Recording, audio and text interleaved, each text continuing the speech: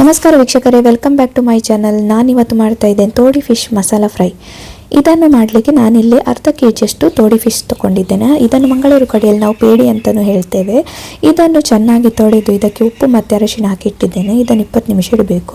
ಇಲ್ಲಿ ಮಸಾಲಕ್ಕೆ ನಾನು ಒಂದು ಸ್ವಲ್ಪ ಹುಳಿಯನ್ನು ತೊಗೊಂಡಿದ್ದೇನೆ ಮತ್ತು ಸ್ವಲ್ಪ ಶುಂಠಿ, ಹಾಗೆ ಒಂದು ಸ್ವಲ್ಪ ಚಕ್ಕೆ, ಒಂದು ತುಂಡು, 3-4 ಲವಂಗ, 1 ಸ್ಪೂನಷ್ಟು ಜೀರಿಗೆ ಮತ್ತು 1 ಸ್ಪೂನಷ್ಟು ಕೊತ್ತಂಬರಿ ಬೀಜ, ಹಾಗೆ 5-6 ಬ್ಯಾಡಗಿ ಮೆಣಸನ್ನು ಬಿಸಿ ನೀರಿನಲ್ಲಿ ಹಾಕಿ ಇಟ್ಟಿದ್ದೆ. ಮತ್ತೊಂದು ಶುಂಠಿಯನ್ನು ತಗೊಂಡಿದ್ದೆ. ಅದನ್ನು ಗ್ರೈಂಡ್ ಮಾಡಿ ಆ ಮಸಾಲವನ್ನು ರೆಡಿ ಮಾಡ್ತೇನೆ.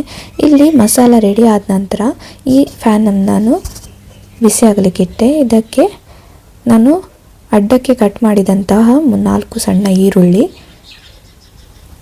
ಚೆನ್ನಾಗಿ ಕಂದು ಬಣ್ಣ ಬರುವ ತನಕ ಫ್ರೈ ಮಾಡಬೇಕು. ಸ್ವಲ್ಪನೇ ಉಪ್ಪು ಸೇರಿಸ್ಕೊಳ್ಳಿ. ಈರುಳ್ಳಿ ಫ್ರೈ ಮಾಡುವಾಗ ನಾವು ಉಪ್ಪು ಸೇರಿಸೋದರಿಂದ ಬೇಗನೆ ಅದು ಫ್ರೈ ಆಗ್ತದೆ. ಈ ಈರುಳ್ಳಿ ಫ್ರೈ ಆದ ತಕ್ಷಣ ನಾವು ಒಂದು ಟೊಮೆಟೊ ಅನ್ನು ಅಡ್ಡಕ್ಕೆ ಕಟ್ ಮಾಡಿಕೊಂಡಿದ್ದೇವೆ, ಅದನ್ನು ಇಲ್ಲಿ ಸೇರಿಸ್ಕೊಳ್ತೇವೆ. ಯಾರಿಗೆ ಮಸಾಲ ಗ್ರೈಂಡ್ ಮಾಡಲಿಕ್ಕೆ ಬೇಡ ಅವರಿಲ್ಲಿ ಬಾಫತ್ ಮಸಾಲ ಬಳಸ್ಬೋದು. ಈ ತೋಡಿ ಫಿಶ್ ಏನಿದೆ ಇದು ಬೂತಾಯಿ ಫಿಶ್ ಥರನೇ, ಸ್ವಲ್ಪ ಸ್ಮೆಲ್ ಜಾಸ್ತಿ, ಸಾರ್ಡೆನ್ ಏನಿದೆ ಹಾಗೆ. ಹಾಗಾಗಿ ನಾವು ಈ ರೀತಿಯಲ್ಲಿ ಫ್ರೈ ಮಾಡ್ಕೊಳ್ಳೋದ್ರಿಂದ ಸ್ಮೆಲ್ ಇರಲ್ಲ, ತಿನ್ನಲಿಕ್ಕೂ ಚೆನ್ನಾಗಿರುತ್ತೆ. ನೀವು ಬೂತಾಯಿ ಮೀನನ್ನು ಈ ರೀತಿ ಮಾಡ್ಕೊಳ್ಬೋದು. ನೋಡಿ, ಇಲ್ಲಿ ಮಸಾಲನ್ನು ಹಾಕ್ತಾ ಇದ್ದೇನೆ ನಾನು. ಈ ಮಸಾಲವನ್ನು ಹಸಿ ವಾಸನೆ ಹೋಗಬೇಕು, ಚೆನ್ನಾಗಿ ಸ್ವಲ್ಪ ಫ್ರೈ ಮಾಡಿಕೊಳ್ಳಿ.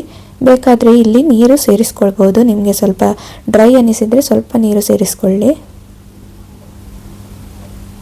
ಇಲ್ಲಿ ಸ್ವಲ್ಪ ರುಚಿಗೆ ತಕ್ಕಷ್ಟು ನಾನು ಉಪ್ಪು ಸೇರಿಸ್ತಾ ಇದ್ದೇನೆ. ನಾನು 1 ಸ್ಪೂನ್ನಷ್ಟು ಉಪ್ಪು ಹಾಕಿದ್ದೇನೆ ಇಲ್ಲಿ. ಮತ್ತು ನಾವು ಮೀನನ್ನೇನು ಮ್ಯಾರಿನೇಟ್ ಮಾಡಿ ಇಟ್ಟಿದ್ದೇವೆ ಅರಿಶಿನ ಹುಡಿ ಮತ್ತು ಉಪ್ಪನ್ನು ಹಾಕಿ, ಅದನ್ನು ನಾವು ತೊಳ್ಕೊಳ್ಬೇಕು. ಒಮ್ಮೆ ತೊಳೆದು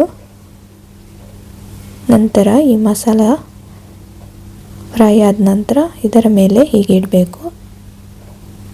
ಇದನ್ನು 2 ಬದಿಯಲ್ಲೂ ಚೆನ್ನಾಗಿ ನಾವು ಫ್ರೈ ಮಾಡಿಕೊಳ್ಬೇಕು.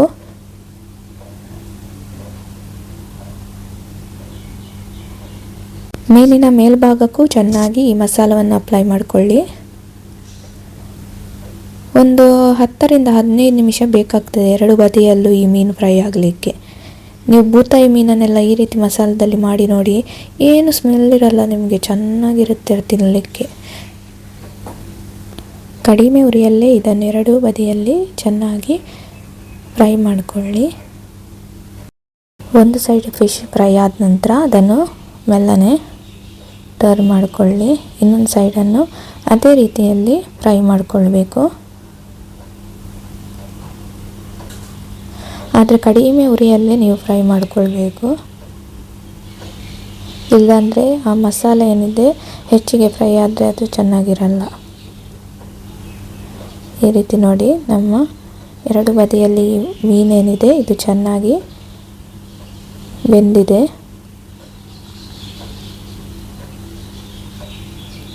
ಇದನ್ನು ನಾನೀಗ ಪ್ಲೇಟಿಗೆ ಹಾಕ್ಕೊಳ್ತೇನೆ.